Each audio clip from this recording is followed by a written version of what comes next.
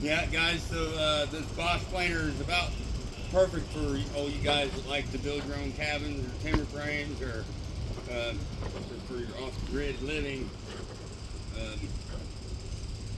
This here, I've been using it on this cabin / timber frame I've been building, but you know, but it's just perfect for that, especially for your chainsaw cuts or guys that don't even use sawmills for the chainsaws. Just straight up mark your end, chalk your line, and cut them and hope they're square enough.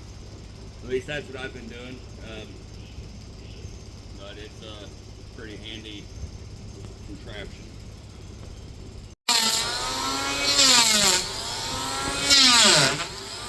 Yeah.